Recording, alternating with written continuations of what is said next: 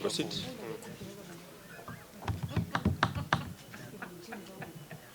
Ready? Thank you, members of the Fourth Estate, for according us an opportunity to speak to the Kenyans on a matter that concerns the whole country. Yesterday, we witnessed the high level of lawlessness in the history of our country.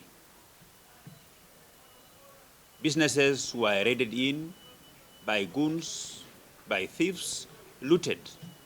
Various government buildings torched, government vehicles torched. While this was happening, the police watched helplessly because their hands are tied. They cannot do anything. The Constitution gives them powers to protect life and property, but they cannot do so. Criminal gangs no longer respect our police officers. They do so because the guns they hold are just toys. They can't use them. The courts have ganked them, while the Directorate of Criminal Investigations are allowed to carry out the operations undercover without wearing police uniforms. We have a court order that requires all police officers during demonstrations to wear police uniforms. That impairs on their operations to secure our country. So the question that it begs is, what is the role of police in protecting life and property? While we agree that protesters must be given police security, but immediately the protesters changes from being peaceful demonstrators to criminal gangs, raiding shops, destroying properties, then they should be treated as such, and the police should be allowed to do a judgment when their life is threatened, when the protesters who have become now thieves are looting properties, and the police should not be gagged on what to use the equipments that they have. An African police officer is feared because of their ability to use their gun. By the moment you gang a police officer from using their gun, even you endanger the life of police officers themselves, and they cannot do anything.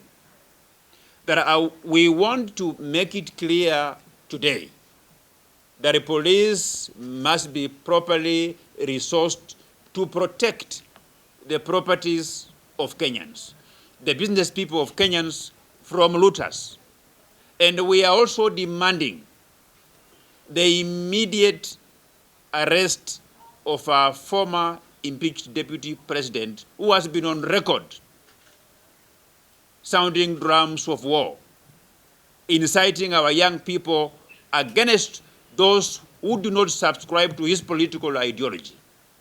The fact that most properties that were destroyed were from central Kenya, where it is perceived to be his stronghold to entrench his tribal attack, it is a clear indication that our former impeached deputy president has been mobilizing resources and mobilizing goons to descend on government properties, and to particularly target those individuals, those businesses that belongs to people whom doesn't subscribe to his stupid political ideology. The law must be applied the same, regardless to whether the breakers of those laws are the rich people who live in the castles or the paupers who live beneath the bridge.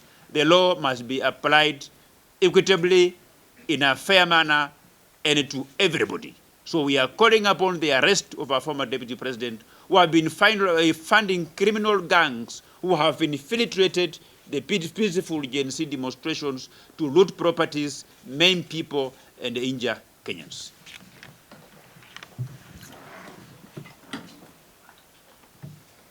want to do the Swahili version first? Okay.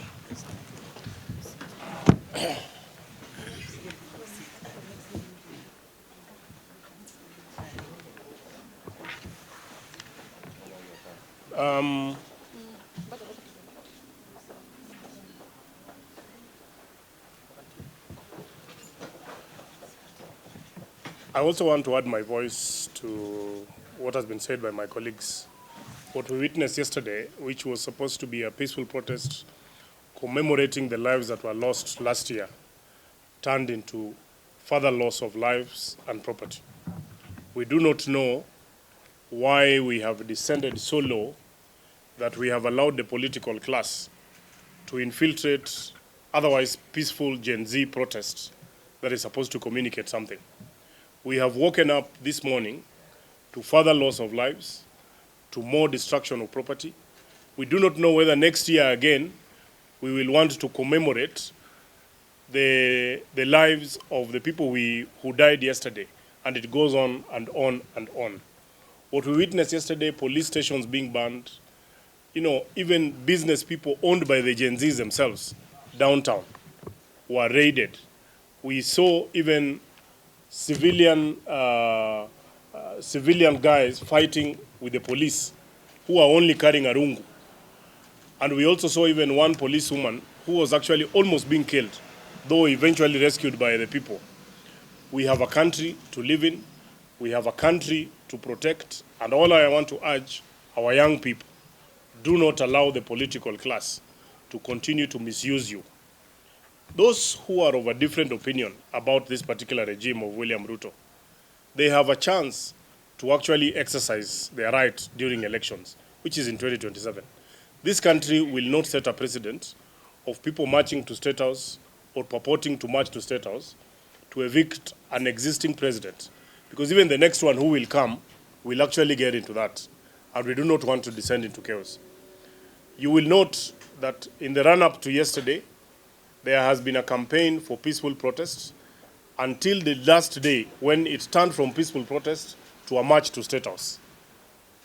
And there was a great attempt, and I want to thank the police officers who actually exercised a lot of restraint yesterday, because we would have had much more casualties. If we have people who are going into police stations and beginning to burn it. An incident happened in Nyeri where even those who are working on the stadium, innocent workers, watu wa mjengo, who are building a stadium that the people of Nyeri have actually been asking for, were actually frog-marched out of the site and told not to continue with the work. All we are saying, we have a country to build. People can have divergent views, different.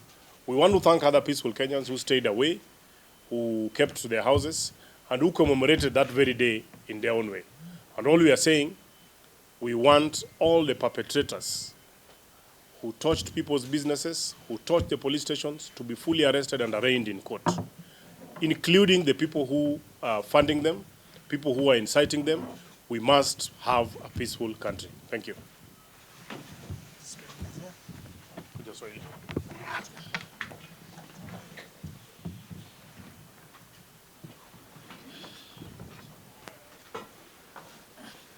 Asanteni sana. Sisi kama waongozi ya kitaifa ambaye tumetoka vyama tofauti tofauti, kama mimi nimetoka ODM, wenzangu wengine, tumekuja kama waongozi juu ya yale yamefanyika jana. Kwanza sisi tunaunga mkono maandamano ya amani, kwa sababu ni haki ya Mkenya kama amekuwa kuna kitu haiendi sawa kufanya maandamano.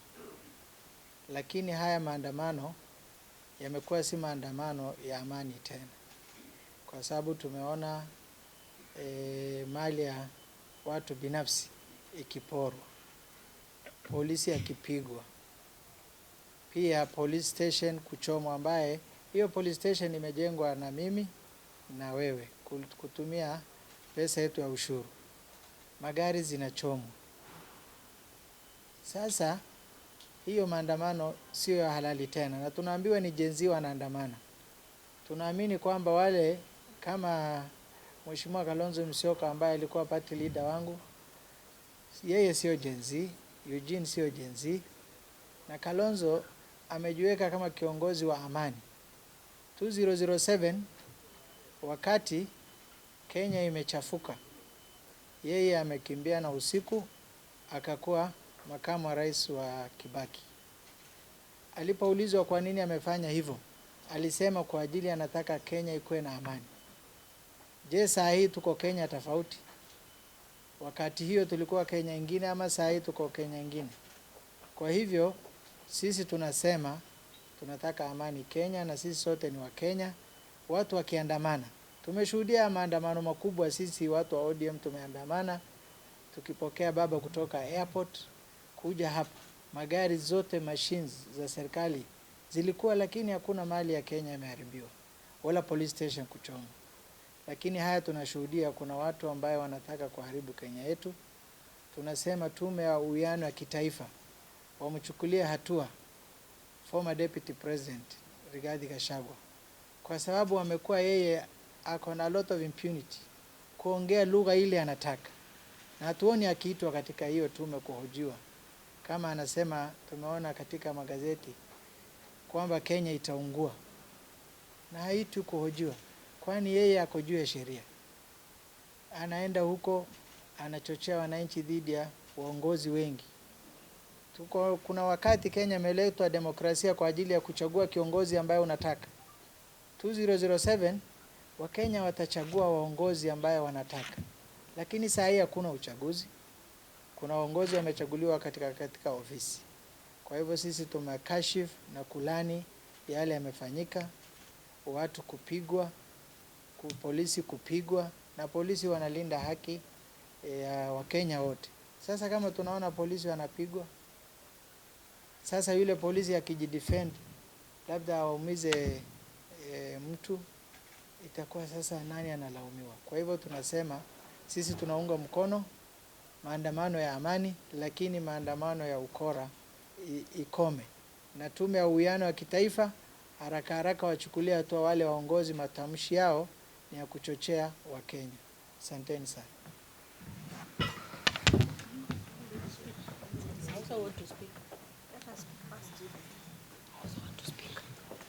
Kiswahili or English? Kiswahili or English? Kiswahili sijui sana, nitajaribu. Mimi ni wakilishi wa mama kutoka Migori County, na kama mbunge wa opposition ningependa kuongelelea yale yaliyotendeka jana. Cha kwanza, kile kikuwa maandamano, kile kilikuwa mapinduzi. Nia ya ule aliyepanga hiyo mpango yote ilikuwa kupindua serikali ya William Ruto. Na tunataka sheria ichukuliwe kikamilifu. Kila siku tunakuwa na maandamano sisi kama watu wa ODM. Mara nyingi tumefanya maandamano. Hakuna hata siku moja tumevunja sheria kuvunja vitu vya watu. Na hata sisi wakati huo tulipata matatizo, vijana wakauawa. Rigiji alikuwa deputy president. Mbona hakutoa vijana wake waje barabarani watetee wale ambao waliuawa kwenye mgogoro ile ya uchaguzi uliopita? Kwa hivyo tunaiona na kashifu sana ile alitenda. Na tunasema kama Wakenya ambaye hatuna ukabila, ukiangalia hapa hatuna ukabila wala chama, sheria ichukuliwe. Ametokelezea akisifu, akisema Gen Z mnafanya kazi nzuri sana watoto wangu na muendelee hivyo. Kwa hivyo wale ni wajambazi, na ni wajambazi kutoka community moja. Barabara zote zilikuwepo za wa Gen Z kuingia kufanya maandamano. Mbona wote walitoka wakiface Central? Mbona Wajaluo kutokea, Wakisii, Wamijikenda, makabila mengine mbona hawakutokelezea? Inakuonyesha ni ile ubinafsi yake ya ukabila yake ya kuharibu Kenya. Na ninasema President William Ruto, ulipewa sheria mkononi. Wewe ndiye amiri jeshi mkuu. Acha polisi wafanye kazi yao. Wewe ongoza Kenya, wacha polisi watii sheria. Hakuna vile polisi anaweza akapigwa. Wale wakora wajambazi wa nchi jirani wanaona vile polisi wetu wanafanywa. Kesho Al-Shabaab akiingia hapa nani atatetea? Kwa sababu wanaona unyonge wetu. Mnanyang'anya polisi kazi yao. Wacheni polisi wafanye kazi yao, na wanajua kazi yao. Maafa yaliyofanyika jana ni ya kujitakia, kwa sababu mliambiwa vizuri mfanye maandamano ambayo imechukua kikatiba. Lakini ilikuwa ujambazi na ilikuwa watu wa binafsi wa community moja, na si naibu kusema ni community moja. Na community moja haiwezi ikatoa serikali ambayo iko na community 40 na. Kwa hivyo tunaisema hiyo ukatili lazima ikomeshe. Na ninamwambia rais tena, tafadhali ulipewa sword, make use of the sword. It's not supposed to be kept in a briefcase, it's supposed to be used. We are bitter as a business community. Na tena kizuri, wale ambao wanamfuata wajue vile biashara vyote vilivunjwa kule chini, vilivyo hiyo community. Waliovunja ni wale wa hiyo community. Sasa nchi inaelekea wapi? Haiwezi tukahangaishwa na kabila kimoja na mtu mmoja ndani yake. Tunaomba kabisa serikali wachukue maanani, anajulikana alisifu akasema yeye ndiye alipanga, achukuliwe sheria. Na wanaharakati, the human rights. Policewoman is also a human being. Why are you not on the streets today defending those police women and men who were hurt in this event, also to get their right? Does the right belong only to the civilians? So the human rights also, we are putting you on notice that you are not going to take Kenyans for granted and make money out of situations that are bad. We want to see you on the streets, and we will censor you. We will bring a motion in parliament. Some of these human rights communities will close them down because they are partisan. Uwezi kwa unaona polisi anachapwa hapo, alafu umenyamazia, alafu jambazi moja akipigwa risasi unakimbia kotini. Hawa wote waliokuwa hapo, hawa viongozi ambaye ni majaji sijui manini, mafoma CJ alikuwa hapa miaka 20 na nikiwa mtoto, hakufanya hata mabadiliko moja ya kisheria, lakini leo hii yako barabarani, mjukuu wake anasimama pale ati yeye ni Gen Z. Don't take Kenyans for granted. We are also Gen Zs, but we are disciplined and went to school, and we'll also take those rights that we have in the Constitution and make this country better. But I can guarantee you, Ruto is going nowhere. He's here to stay. Get used to it.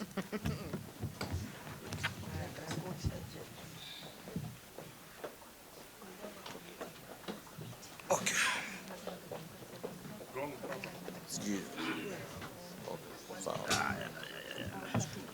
Okay. Asanti sana. Nami pia nataka kusema jambo moja ama mbili.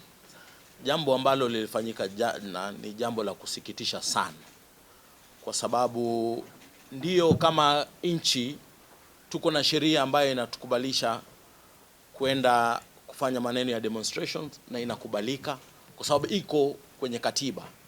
Lakini unapoona sasa sheria ile inatumika vibaya na watu wanaingililia kati na kuanza kupora mali ya watu, ni jambo la kusikitisha sana, kwa sababu hawa ambao wanaporwa ama ambao wanapora mali ya watu ni vijana wetu ambao wametumwa na watu fulani ili waweze kuharibu mabiashara za watu.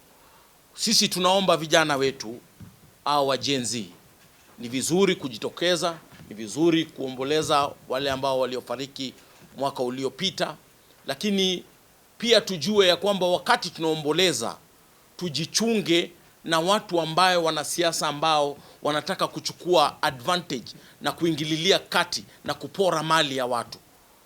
Ni jambo la kusikitisha kwa sababu hawa ni watu ambao wanang'ang'ana, wanatoa pesa, wanakatwa ushuru ili barabara zikaundwe, ili tukapate masomo kwa watoto wetu.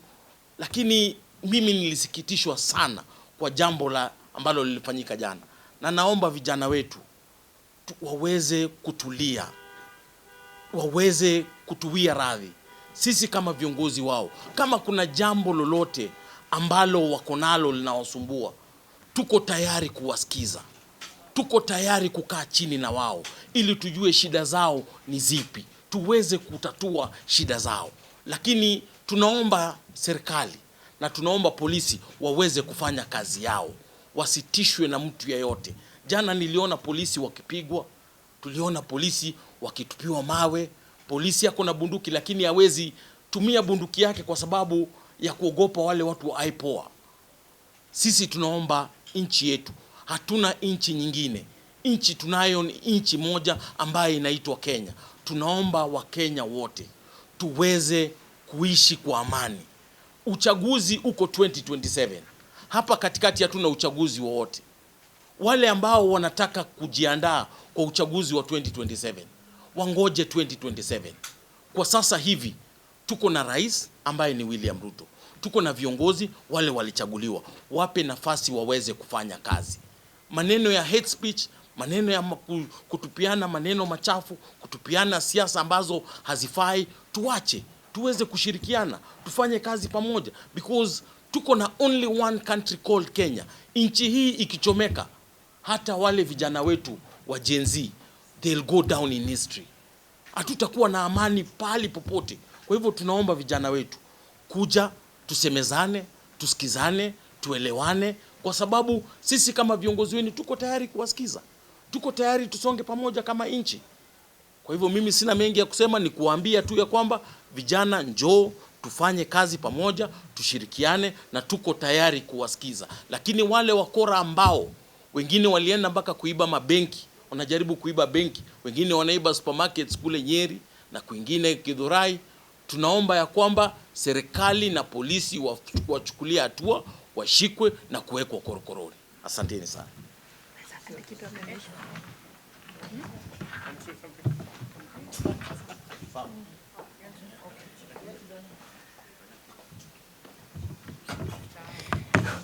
Asante. Mimi ni mama county wa Trans Nzoia County. Mimi naitwa Lilian Sioi, mama county wa Trans Nzoia.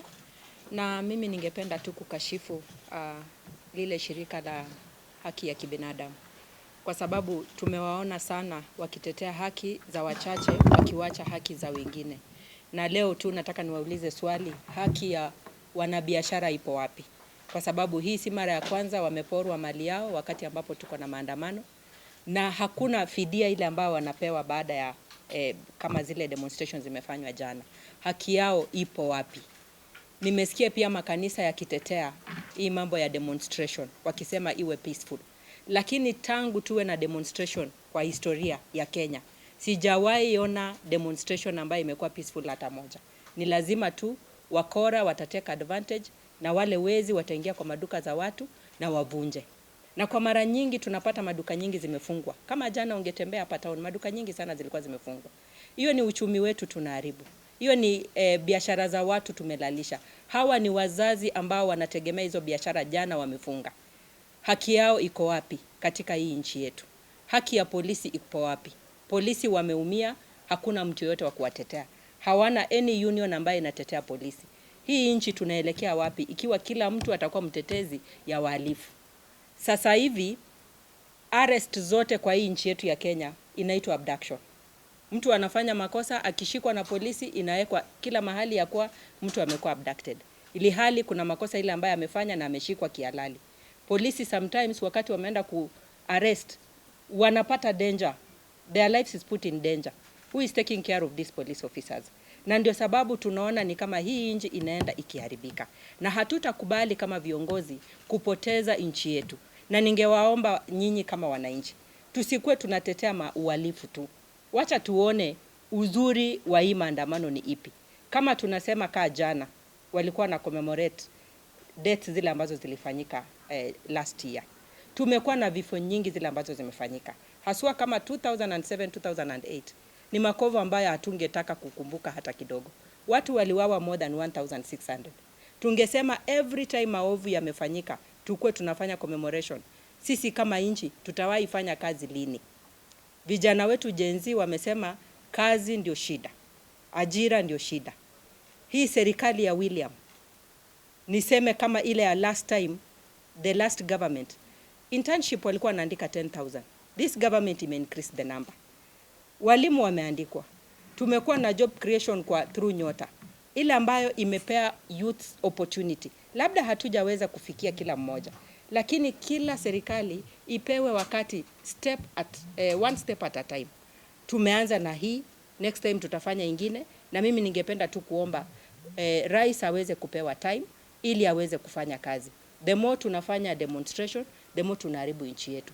Kama sasa vitu zile ambazo zimeharibiwa huku, nimeona mawe zimetolewa, barabara zimeharibika. Hiyo ni pesa ambayo tungekuwa tumeallocate kufanya vitu vingine vipya kwa budget ijayo, lakini sasa ni kama tunarudi reverse, tuweze ku repair zile vitu zile ambazo ziliharibiwa. Kwa hivyo nataka kuwaomba haswa hii shirika la human rights, ni kama hamtetei haki ya kila mwanadamu, mko na specific people wale ambao mnatetea, na hatutakubali.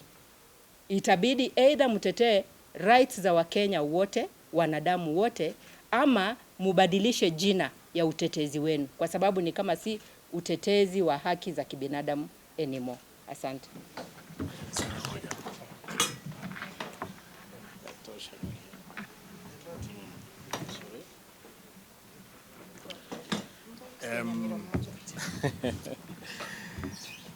Nataka niseme kama kiongozi na pia kama mjumbe kwamba ile kitu tunaomba Kenya hii ni amani. We want peace in our country. We want our country to remain cohesive. We want our nation to move forward. Mambo yenye yalifanyika jana ni mambo yenye inaweza funja nchi yetu. Inaweza fanya nchi yetu iende kwa barabara nyingine. Kwa hivyo kama viongozi tungependa kusema ya kwamba we understand the challenges that we have as a country. And it is in every country, not even Kenya alone. And it is everywhere.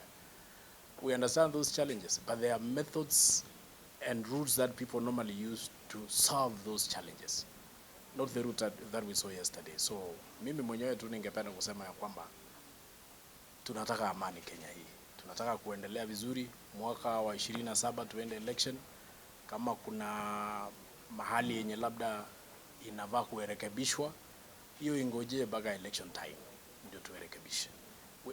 And this is not the first time maybe tukuwe na hii shida. Tulikuwa na hii shida 92, but you see it was because of the dictatorship at that time kwamba tulikuwa nataka kubadilisha katiba, and that was what came to the change of section 2A. That one was understandable. In 2007 also there was a problem, and that is why it led to the change of the constitution. But today we are not understanding why exactly people are trying to break this country.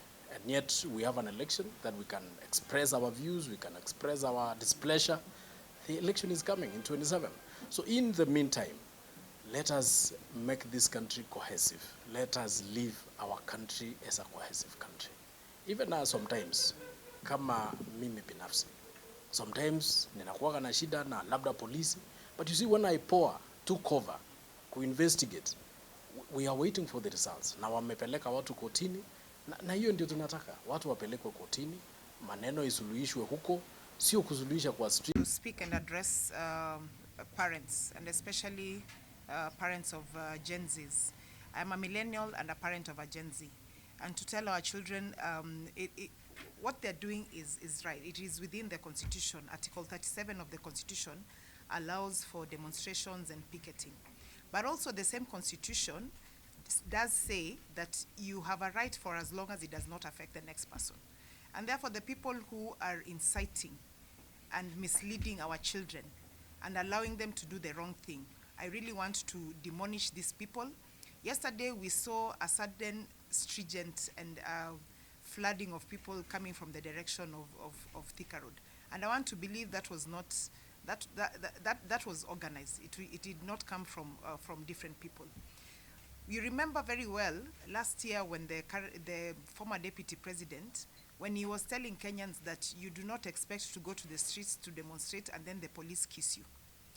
This person is applying double standards. He's the same person who is now inciting the young people to go to the streets. He's the same person who is inciting people to come and destroy the property of other people. And I really want to speak to our people and tell them there is nothing wrong with demonstrating. But also let's not allow ourselves to be driven into situations where we are destroying property, we are destroying police stations, we are beating up police. There was one policeman who was beaten until he was thrown into a trench. There was a lady policeman who was beaten up. Even these people have rights as well. There is nothing wrong with demonstrating, as I said, but also let's ensure that we are not infringing on the rights of other people. And finally, I also just want to say, yes, we do not always all have to have the same opinion on matters. We can have people who disagree, but also inciting young people to walk towards State House to remove the head of state. So we remove the head of state and then what? And yet we have a constitution that outlines very well what we should be able to do. State House is a protected environment. If you try to access there, we all know what is going to happen to us. And therefore, let us not mislead young people to do the things that is not right. 2027 is 2.5 years away, if not 2 years away. If you have issues with the current administration, you have a right to your vote and your ID to make a decision when it comes to 2027.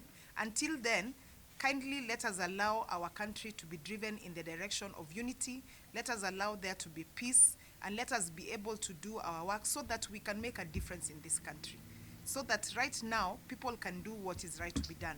And to those people who are inciting the young people of this country and telling them to do the wrong things, I just want to tell you, mshindwe katika jina la Yesu. Thank you. There was a lady policeman who was beaten up. Even these people have rights as well. There is nothing wrong with demonstrating, as I said, but also let's ensure that we are not infringing on the rights of other people. And finally, I also just want to say, yes, we do not always all have to have the same opinion on matters. We can have people who disagree, but also inciting young people to walk towards State House to remove the head of state. So we remove the head of state, and then what? And yet we have a constitution that outlines very well what we should be able to do. State House is a protected environment. If you try to access there, we all know what is going to happen to us. And therefore, let us not mislead young people to do the things that is not right. 2027 is 2.5 years away, if not 2 years away. If you have issues with the current administration, you have a right to your vote and your ID to make a decision when it comes to 2027. Until then, kindly let us allow our country to be driven in the direction of unity.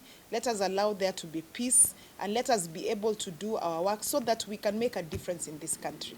So that right now, people can do what is right to be done. And to those people who are inciting the young people of this country and telling them to do the wrong things, I just want to tell you, mshindwe katika jina la Yesu. Thank you.